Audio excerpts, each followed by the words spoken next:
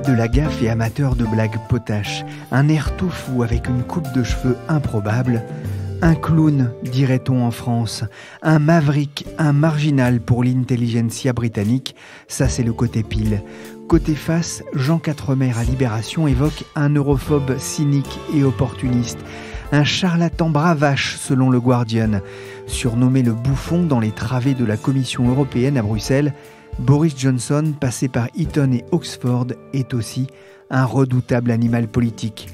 Welcome, Monsieur le Prime Minister.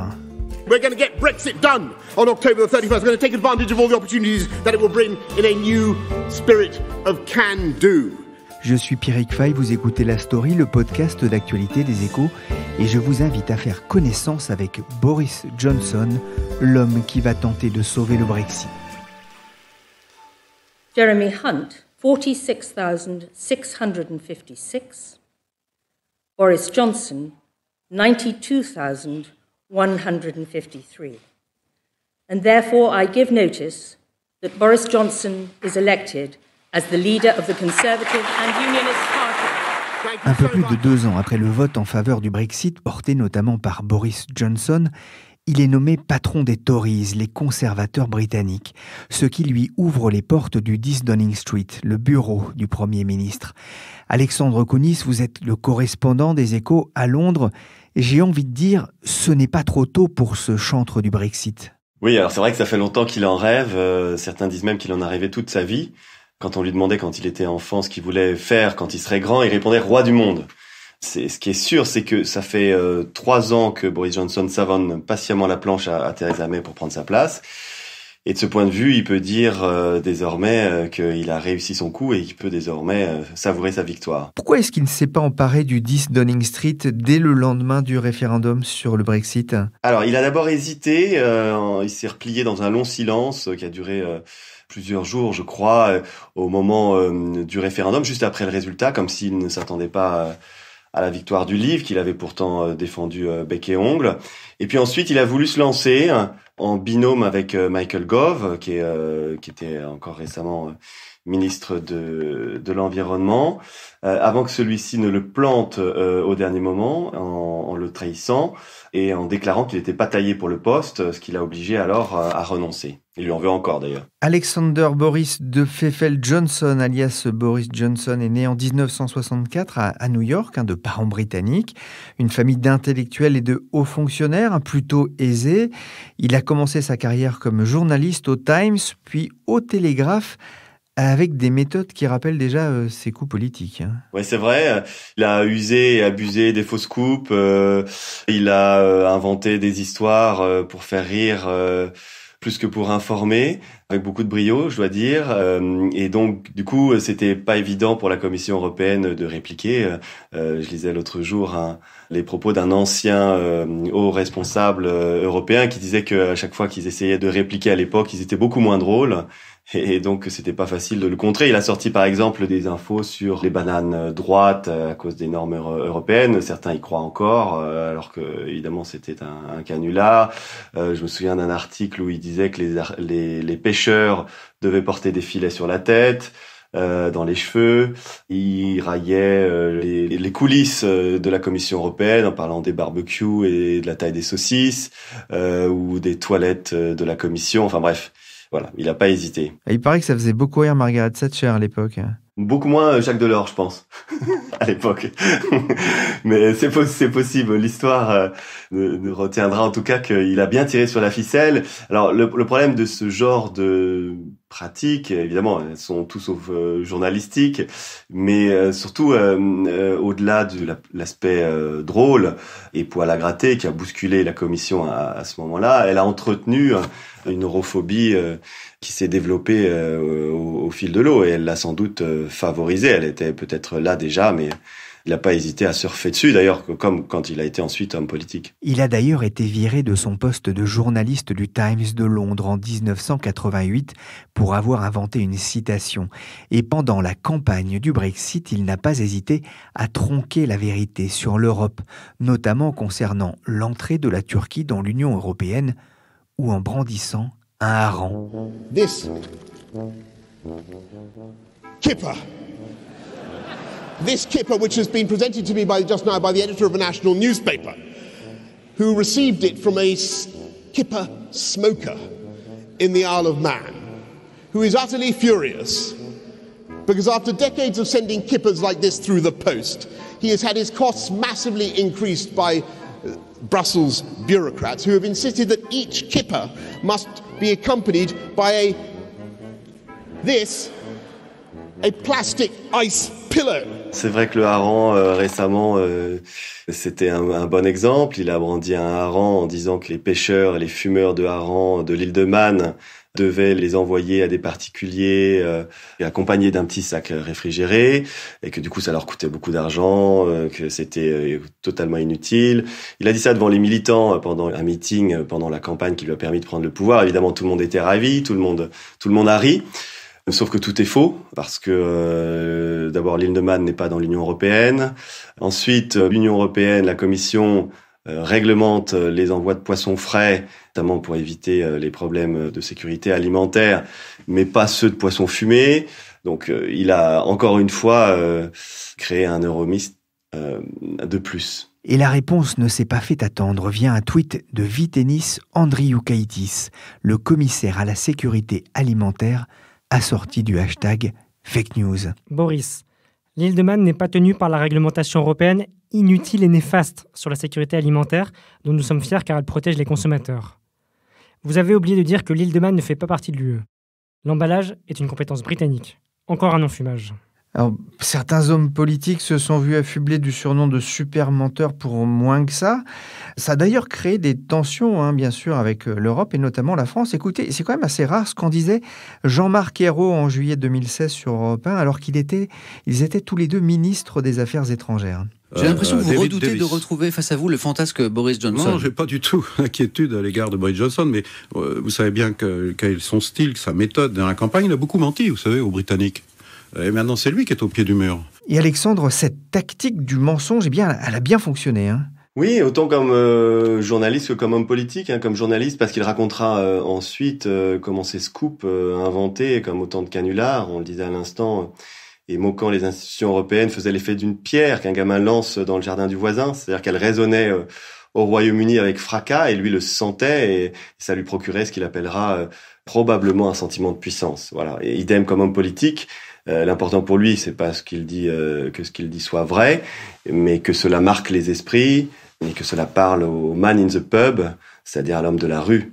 Le problème, c'est qu'en faisant ça, il n'a pas eu peur de céder aux sirènes du populisme, et puis il a aussi nourri une europhobie chaque jour moins latente outre-Manche, comme on le disait tout à l'heure. Alors sur Twitter, tout le monde s'en donne à cœur joie.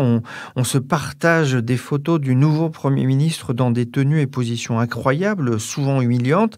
Je pense à ce jour de 2012 où il était resté suspendu à un harnais en haut d'une tyrolienne pour la campagne pour les Jeux Olympiques de Londres. Il va avoir un problème de crédibilité à force ?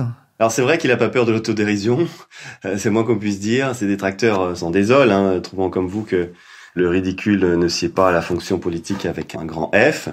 Mais ses partisans s'en amusent, ils le trouvent même sympathique et drôle. Ici, au Royaume-Uni, dans un pays où l'excentricité et puis l'humour sont évidemment des vertus cardinales. Et il a fait appel quand même à quelqu'un pour essayer de redorer son image. Oui. Alors il y a sa compagne, Carrie Simon, qui l'ancienne communicante du parti, qui a amené à plus de sagesse et pas seulement dans sa coupe de cheveux. Il y a aussi Linton Crosby qui l'a aidé à prendre la mairie de Londres, le gourou politique australien, qu'il a rappelé ou en tout cas consulté pour reprendre le pouvoir cette fois-ci au niveau national. Derrière cette image de trublion de la politique, il y a aussi un génie de la politique. Alors il y a en tout cas un animal politique d'une rare intelligence, c'est clair, qui fonctionne à l'instinct et qui sait manœuvrer vite. C'est quelqu'un aussi qui sait mobiliser les troupes par sa verve, son énergie, son charisme, avec malheureusement parfois un peu trop de dilettantisme et pas assez de vraies convictions. Il n'a pas laissé un souvenir fort de son passage aux affaires étrangères. 2 années désastreuses selon le Guardian. Alors c'est vrai que c'est un journal plutôt classé à gauche. Oui, alors Pierrick, c'est vrai, mais on a parfois dit que c'était parce qu'il serait mal à l'aise dans ce poste que Theresa May en 2016 lui en avait fait cadeau. C'est vrai qu'il est tout sauf diplomate, il multiplie les gaffes, les impairs, il est parfois léger sur les détails des dossiers. ce qui parfois ne pardonne pas dans ce poste de chef de la diplomatie britannique. Quand il avait déclaré, en se trompant, que Nazanin Zaghari Ratcliffe, une jeune mère de famille irano-britannique détenue arbitrairement en Iran, il donnait des cours de journalisme, ce qui était faux et ce qui a aggravé évidemment son cas sur place. Félicitations à Boris Johnson pour être devenu le nouveau Premier ministre du Royaume-Uni. Il sera formidable. C'est ce que Donald Trump a tweeté le 23 juillet dernier, peu après sa nomination. Alexandre, Johnson, il est trumpien ou est-ce que c'est Trump qui est johnsonien ? Alors c'est vrai qu'on les compare souvent, au moins pour leur coupe de cheveux justement, et puis leurs déclarations provocatrices, et puis volontiers populistes. Les deux hommes ont clairement une même manière de voir la politique, et puis ils prennent tous les deux, c'est vrai, de grandes libertés avec la vérité. Ils se disent même amis. Mais comme le titrait il y a quelques semaines le journal du dimanche, ce sont de faux jumeaux. Boris se distingue de Donald par son parcours issu de l'establishment et aussi par son éducation. Il maîtrise notamment le français, le latin, le grec. Quant à l'amitié en politique, elle est parfois fragile. On verra à l'usage si les deux dirigeants parviennent à maintenir leur lien. Boris Johnson est attendu au tournant sur ce sujet, où il est parfois accusé de lécher les bottes du président américain, qu'il souhaite évidemment ménager, dans l'espoir de signer avec lui, au moment de quitter l'Union européenne, un ambitieux accord commercial pour tenter de compenser. Comme Trump, Johnson passe aussi très bien à la télé. On peut trouver sur YouTube une vidéo d'une émission de la BBC où il se met en scène sur les traces de sa famille et de son arrière-grand-père, Ali Kemal, ancien ministre de l'Intérieur ottoman en 1919. Hey, here's the incredible thing. My great-grandfather, Ali Kemal, could not only read this whole thing, but he actually knew it all off by heart. Amazing. Boris Johnson est décidément un personnage politique complexe. À la différence de Donald Trump, Boris Johnson avait déjà exercé d'importantes fonctions politiques. Il a été maire de Londres entre 2008 et 2016, avec Alexandre un bilan qui plaide plutôt en sa faveur. Plutôt, oui. Comme tout bilan, il est discuté, mais il est généralement jugé plutôt bon en termes de dynamisme, d'ouverture sur le monde. Boris Johnson a réussi plutôt à pousser les feux. En termes de lutte contre la criminalité, il s'en est plutôt bien tiré aussi. En termes de mobilité, d'écologie, il y a ces Boris Bikes aussi qu'il a laissé derrière lui et qui sont l'équivalent de nos vélos en libre service. Londres, et c'est ça qui est un peu le paradoxe, qui a massivement voté contre le Brexit. Oui, c'est vrai, mais Boris Johnson n'en est pas un paradoxe près. C'est vrai que la ville de Londres, c'est une des ruptures au Royaume-Uni et à l'opposé total du reste du pays.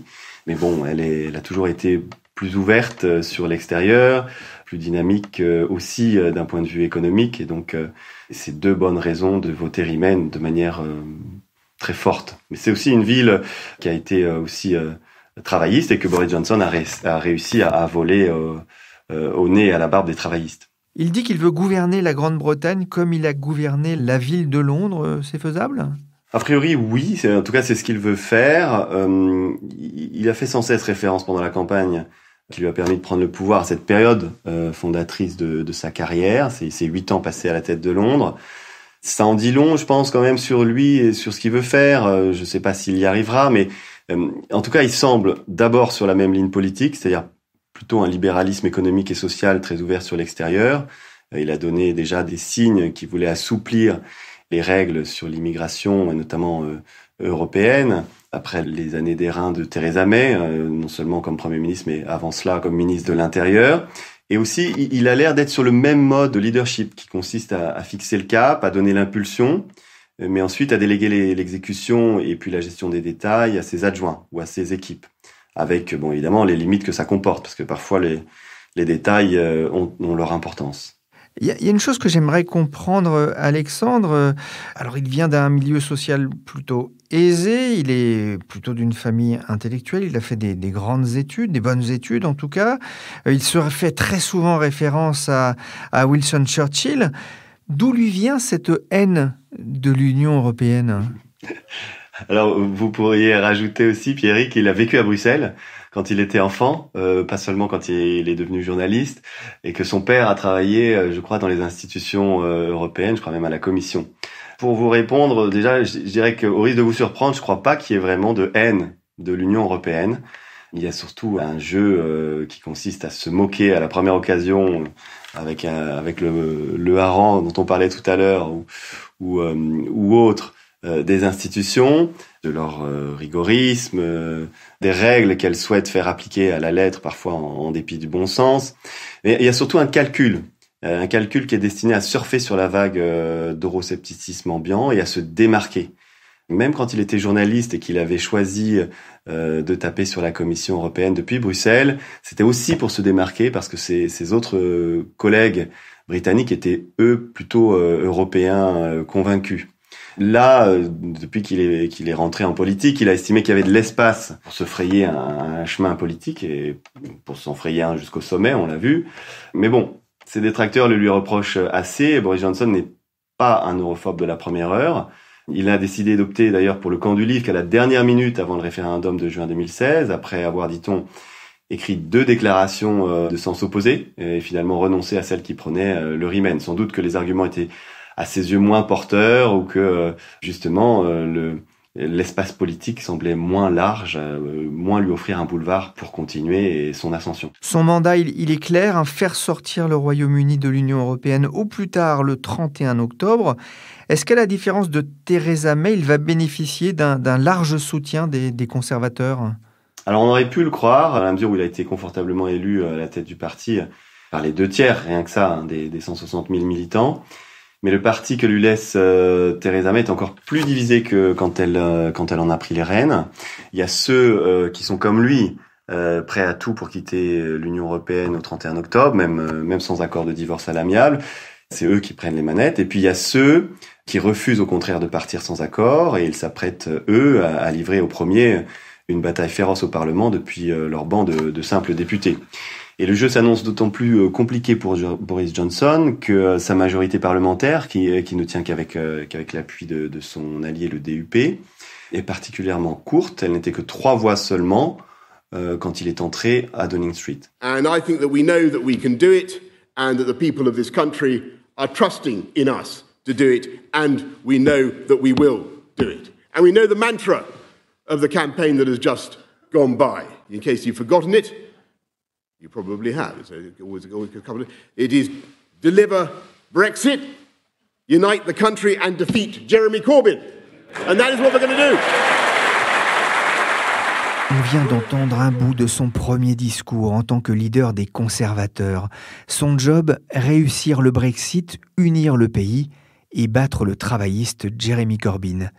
Mais Alexandre, est-ce qu'il est prêt pour un no deal sur le Brexit ? Alors c'est ce qu'il dit lui, mais le pays est encore loin d'être totalement prêt. Il doit pousser les feux pour se préparer mieux. Et d'ailleurs, les multiples reports de la date du Brexit devraient lui permettre avec plus de facilité. J'ai un petit jeu pour terminer, Alexandre, un quiz. Vous êtes prêts ? Ouais. Alors, de qui parle Boris Johnson ? Ce sont des branleurs qui pratiquent la masturbation intensive. Des eurocrates ? Non, les djihadistes. Celle-là, les plus faciles. C'est pas tout à fait pareil. Il est à moitié kényan. Ça c'est Obama. Oui. Là aussi, c'est plus facile. Il est comparable à un commandant de camp nazi au cours de la Seconde Guerre mondiale. Je ne sais pas. On le comparait aussi à un capitaine de pédalo, souvenez-vous. Oui, ça me parle plus, mais ça me revient pas. François Hollande. François Hollande. Bon, quand est-ce qu'il disait ça de François Hollande ? Alors, c'était en janvier 2017, lors d'un déplacement en Inde, en qualité de ministre des Affaires étrangères britannique, au sujet du Brexit. I think that if Monsieur Hollande wants to administer punishment beatings to anybody who chooses to escape, rather in the manner of some sort of World War II movie, then I don't think that is the way forward. And I think actually it's not in the interests of our friends and our partners. Et puis la dernière pour finir. On dirait une infirmière sadique dans un hôpital psychiatrique. Theresa May ? Non, Hillary Clinton. Merci Alexandre Kounis, correspondant des Échos à Londres. Quel Boris va diriger le pays ? L'homme d'État ou le clown ? Une question qui taraude la presse britannique, à l'instar de The Economist. Boris Johnson. You can love him, you can hate him, but who is he? In some ways, he's a very, very familiar figure. He's a very colourful character. He has a very distinctive persona. And he's a global superstar. My friends, we export French knickers to France. Everybody thinks they know him around the world, but the more you look at him, it's really difficult to understand because there are at least two very distinctive Boris Johnsons. Une chose est sûre, il n'est pas attendu comme un messie à Bruxelles. La Story, le podcast d'actualité des Échos, c'est fini pour aujourd'hui. L'émission a été réalisée par Mathias Arignon, alias The Duke, chargé de production et d'édition The Queen Michel Varnet. Vous pouvez retrouver nos précédents podcasts sur vos plateformes préférées et notamment nos 3 épisodes sur À quoi ça sert l'Europe. Pour l'info en temps réel, c'est sur leséchos.fr.